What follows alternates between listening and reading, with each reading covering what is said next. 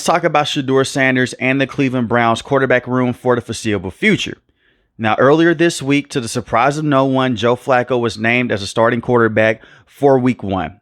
There's a lot of trust there with him and Kevin Stefanski. If we go back a couple of years ago when Deshaun Watson went down and DTR was a terrible quarterback at the time, they brought in Joe Flacco off his couch. They went to the NFL playoffs with him on the back end of that season. It did fizzle out against the Houston Texans in the first round, but there's a lot of trust there with Kevin Stefanski and Joe Flacco. He knows how to run this offense. And I said this over 2 weeks ago when Shador Sanders came out against the Carolina Panthers. Even though he played well, I still wanted Joe Flacco to be the starter for Week 1. That's the best play here. He's the best quarterback in that room in this current moment, and Joe Flacco gives you the best chance to win. Now, at the same time, Joe Flacco is not a top-end starter. You're not getting the Joe Flacco that helped the Baltimore Ravens win the Super Bowl many, many years ago. But he is still very accurate in this system. The timing is always there, and he still has a strong arm. Do I expect for him to be the starter all the way through for the entire season? No. Because one thing that we know about Joe Flacco, he'll come out, he'll have a good game. We saw that with the Indianapolis Colts. Then the next week, he may throw 2 or 3 interceptions. That's the Joe Flacco cycle. But Joe Flacco in this offense was able to go out there and have a lot of success a couple of years ago. So you definitely want him to be the starting quarterback until the wheels fall off. Far as Kenny Pickett here, we didn't get to see him in the preseason. Kenny Pickett was dealing with a hamstring injury. Kenny Pickett was a terrible starter with the Steelers. Now, granted, he had one of the worst offensive coaches in NFL history in Matt Canada. The Steelers moved on from him. There's a lot of reports that came out that he wanted to be traded. They traded him to the Philadelphia Eagles. Jalen Hurts went down with a concussion last year. They put in Kenny Pickett. He still did not look too good. Then they traded him to the Cleveland Browns. I think he's the odd man out. Yes, you want to have a younger veteran behind Joe Flacco, who is 40 years old. But at the same time, Kenny Pickett is not this good starter. And even if you bring him in as a backup, I don't think that you can get the most out of Kenny Pickett. And Kenny Pickett is more so of a third-string quarterback at this stage of his career. It just didn't work out. And I was a huge Kenny Pickett fan with him coming out of Pitt. I think that they'll cut Kenny Pickett by Tuesday. And the rest of the quarterbacks on your roster will be Dillon Gabriel and Shador Sanders. Dillon Gabriel here. He's been running a lot of reps with the first teams and practice. The same with the second teams as well, before he went down his hamstring injury. The Cleveland Browns view him as a better quarterback than Shador Sanders. That's why they drafted him in front of Shedeur in the NFL draft. Dillon Gabriel is not a bad quarterback to have. Do I think he'll be this franchise guy long term? I don't think so. But Dillon Gabriel does a lot of things better than Shador Sanders. Dillon Gabriel against the Philadelphia Eagles, 13 of 18, 143 passing yards, 0 passing touchdowns. That's what a lot of people like to harp on. He did have the 1 interception. That was not on Dillon Gabriel. It was 2 wide receivers running in the same place. It went for that interception, and he pulled up. He let them go away with the pick 6. You don't want to see that happen. But at the same time, he's a rookie quarterback. He didn't make the same mistake twice, and he did have a fumble in that matchup, but he was able to bounce back very well after that interception. That's what you want to see. It's a lot of nice throws across the middle of the field. He has a lot of nice throws on the outside of the field as well in terms of targeting those outside wide receivers. The mobility is solid. It's not great. He's not going to run around and make big plays in open field, but he is a solid quarterback that you can build around, especially in this system. And that's the one thing with Kevin Stefanski. It's a lot of motion. It's a lot of play action bootlegs. It's a lot of going out there and working off the run. Dillon Gabriel does deserve to have a spot on this roster. Now, I can say this right now, throwing my bias out the window. If it came down to 2 quarterbacks between Dillon Gabriel and Shador Sanders, they're picking Dillon Gabriel because of where he was selected in the NFL draft and because Kevin Stefanski is a huge fan of him. And I want to come out and I basically want to say this to all the people that was harping on ownership, saying that he's terrible. He made the general manager and Kevin Stefanski draft Shador Sanders. That was not the case. He came out over a month ago and he did confirm this. He would have told Andrew Berry, the general manager, there is no way in hell that you're going to draft Shador Sanders the next day because you just drafted Dillon Gabriel the day before. That was an Andrew Berry decision. So all the people that come out and they say Haslam is a terrible owner, and he is. He did not force this decision. This was all on Andrew Berry. And I know it's a viral clip of them clapping and not looking enthusiastic when they drafted Shador Sanders. That's how they looked with everyone besides Mason Graham. So let's push it out the window. That's just a lot of reporters and a lot of content creators just hating on Shador Sanders. That's pretty much what it is. You're bringing up the obvious. Yes, the Cleveland Browns have terrible ownership, but he did not force their hand to draft Shador Sanders. But Dillon Gabriel did look solid in the preseason against the Philadelphia Eagles, against the Los Angeles Rams today. 12 and 19, 129 passing yards, 1 passing touchdown. He did have some passes that made you scratch your head. But once again, he is a rookie. Give him that grace. He wasn't a first-round pick. He wasn't a second-round pick. He's not even supposed to be a starter for this upcoming season. The perfect world is for Joe Flacco to start every single game. But Dillon Gabriel was able to come in, especially within a 2-minute drill, and he scored that touchdown. He would have had 2 passing touchdowns if it wasn't for a drop by the wide receiver on the left side of the field in the red zone. So in the red zone, he's a better quarterback than Shador Sanders because he's not going to take those dumb sacks, and the pocket presence is better. So a solid day and a solid outing for Dillon Gabriel overall in the preseason. And he did miss time with that hamstring injury. He was not able to play against the Carolina Panthers, dealing with that hamstring injury. Now we go to Shador Sanders. I'm still a huge fan of Shador Sanders. When he went against the Carolina Panthers, he performed very well. 14 of 23, 138 passing yards, 2 passing touchdowns. He played with better talent in that Panthers game. Dillon Gabriel came in right after Joe Flacco. Joe Flacco against the Rams, 9 of 10. Soon as he was done with that and he had that passing touchdown, they went with Dillon Gabriel. He played with better talent. We got to see today. Shador Sanders needs protection up front, and he needs guys on the outside to separate. And you can say that about any quarterback that's even a starter in football. He's not able to go out there and deal with constant pressure over and over again, how he was able to at the college level. Now, against the Carolina Panthers, he made some good plays, but at the same time, he's holding on to the football for a very long time. He's rushing himself into sacks. The pocket presence isn't there just yet.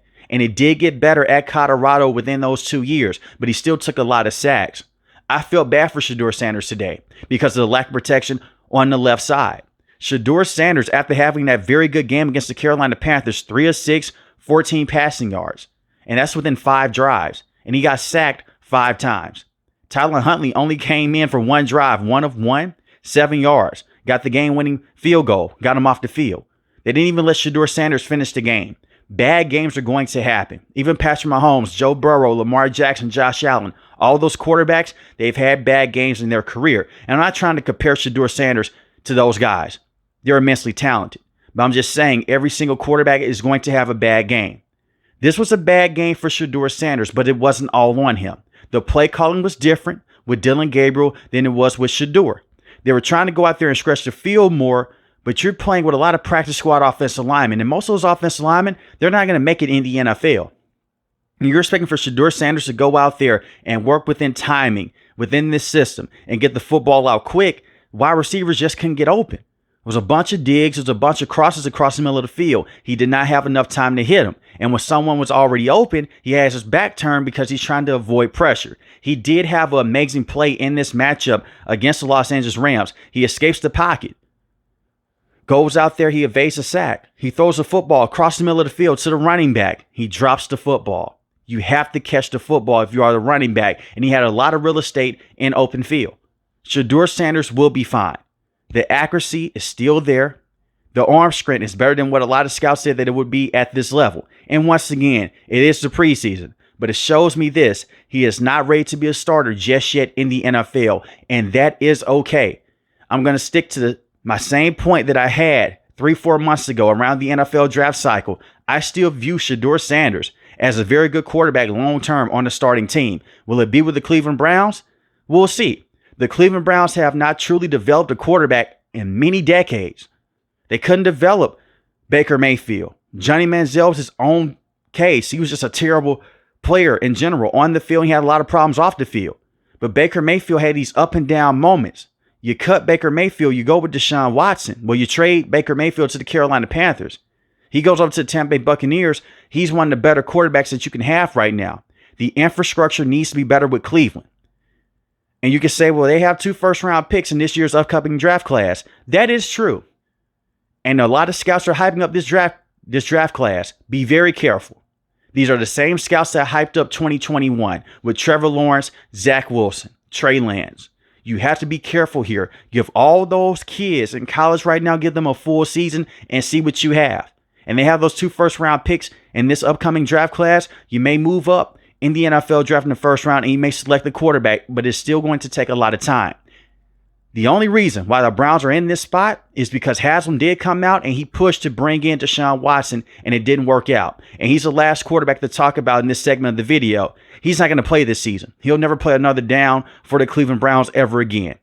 He's never the same player. Shoulder injuries, 2 torn Achilles injuries. He's done.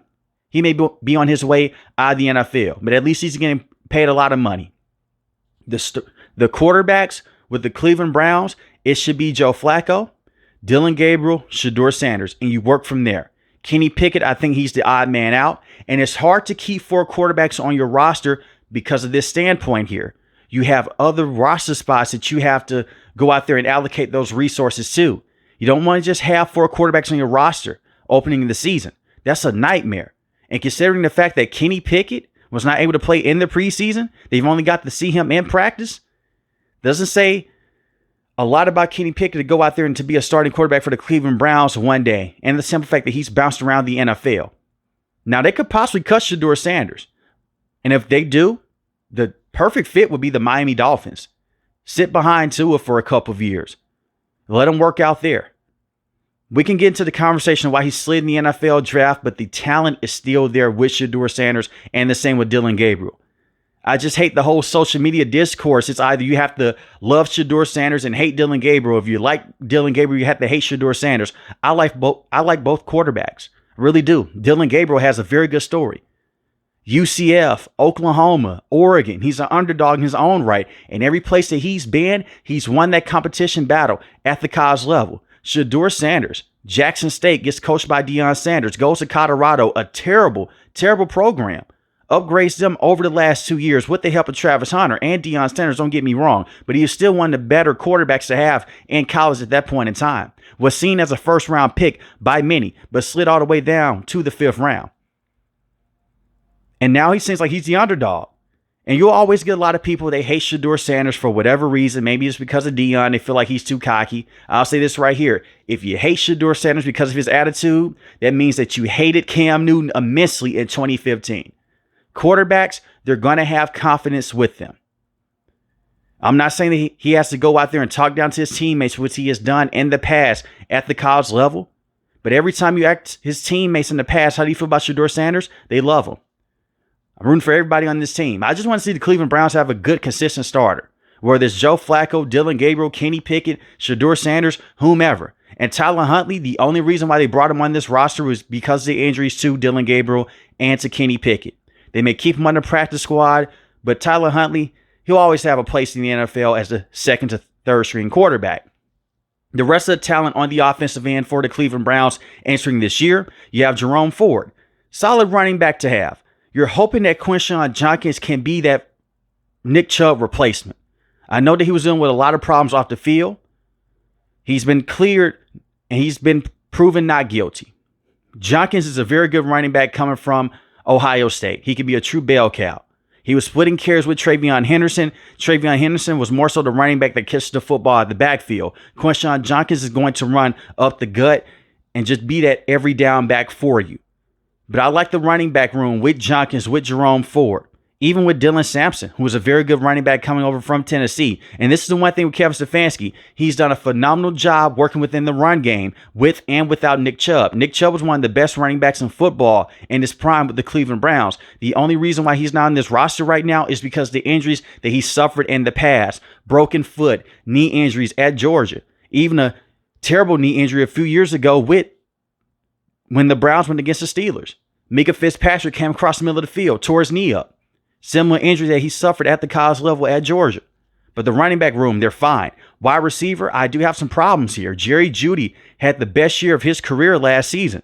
And we've all been waiting for Jerry Jeudy to break out. It's the reason why the Denver Broncos selected him in the 1st round. 90 catches last year, 1,200 receiving yards, 4 receiving touchdowns.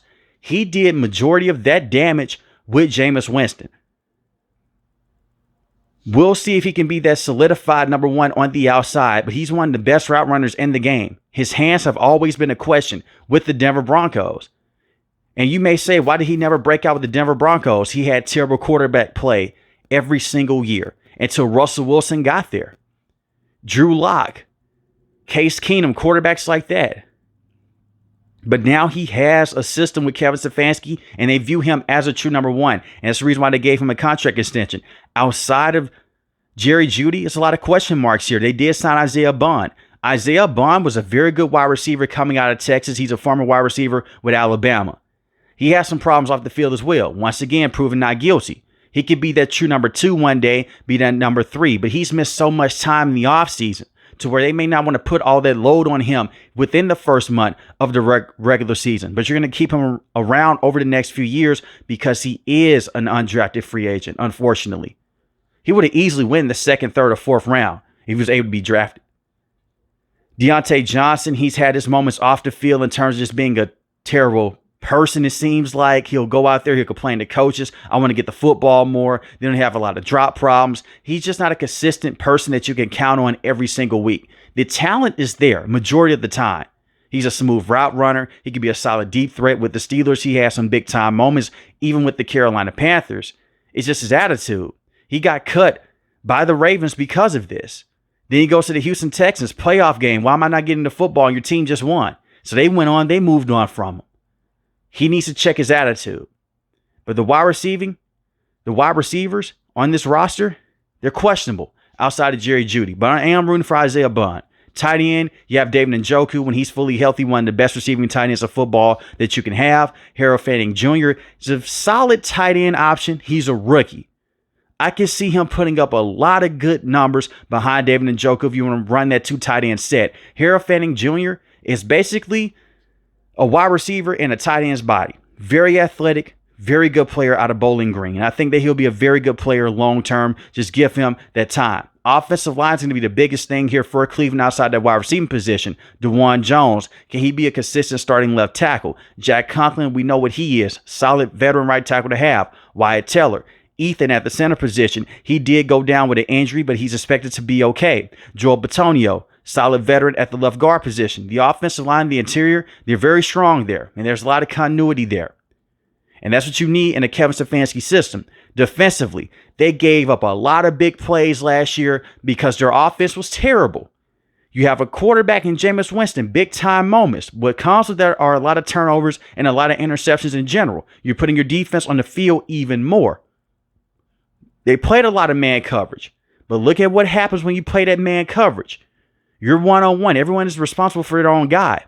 So if you don't tackle that running back in space and one defender misses his assignment, you're screwed. And that's what happened last year. The run defense needs to be better. The gap responsibility has to be better. And on the back end of this defense, they have the personnel with Denzel Ward. Denzel Ward is a true number 1 cornerback in football. Greg Newsome, he's very good also. Very good cornerback. And Martin Emerson Jr., he's going to miss all this upcoming season dealing with a serious injury. That does suck. But Denzel Ward and Greg Newsome, I like the cornerback duo there. Grant Delpit, very good safety. Cameron Mitchell, we'll see if he can step up inside the nickel cornerback position. There's a lot of expectation on him now with Martin Emerson Jr. being out. Carson Swearinger at the linebacker position. I think that he is going to be a phenomenal linebacker coming out of UCLA. It's the reason why you selected him in the 2nd round. Unfortunately, Jeremiah Owusu-Koramoah, he's going to miss all of this upcoming year, dealing with that neck injury, and that does suck. I'll never forget that game against the San Francisco 49ers a few years ago when they beat the 49ers. You have Christian McCaffrey out, Deebo Samuel, and the same with George Kittle. But Jeremiah Owusu-Koramoah, before those injuries started to pile up with the 49ers, he's flying across the field, looking like one of the best linebackers in the game, and he was until he went heads up with Derrick Henry in his next snap back. Hopefully he can return to football one day and he can still be that dominant player in the inside of this defense in the linebacking room. You drafted Mason Graham in the 1st round. I love what they did day 1 in the NFL draft this year. You move down. You let the Jaguars select Travis Hunter, you get Mason Graham, and you get that 1st round pick next year. That's the A+. Mason Graham is going to be a phenomenal defensive tackle playing alongside Myles Garrett. And Myles Garrett, he's not going anywhere anytime soon. He's going to be a Cleveland Browns for life. I know that he came out Super Bowl week. I want to leave. I want to win the championship. The Cleveland Browns said, shut your mouth, take this money. He said, you know what? I'll take this money. I'll be a Brown for life. So your edge rushers, they're solidified. The pressure, they're solidified up front with him and Mason Graham. It is still going to be a tough season for the Cleveland Browns, but they can be an annoying team in the AFC North when they match up against the Baltimore Ravens, who they beat last season. They beat the Steelers last year, and they matched up very well with the Cincinnati Bengals. Do I think they'll be a playoff team? Hell no. I don't think so. But they could shock the world. They were a playoff team with Joe Flacco a couple of years ago, so anything can happen. But let me know in the comment section below who should be the starting quarterback for the foreseeable future with the Cleveland Browns. Joe Flacco, Dillon Gabriel, or Shador Sanders. If you're new to the channel, hit the subscribe button. If you like the video, hit the like button. Most importantly, want each and every last one of you guys stay safe, stay positive. Thanks for the video, guys.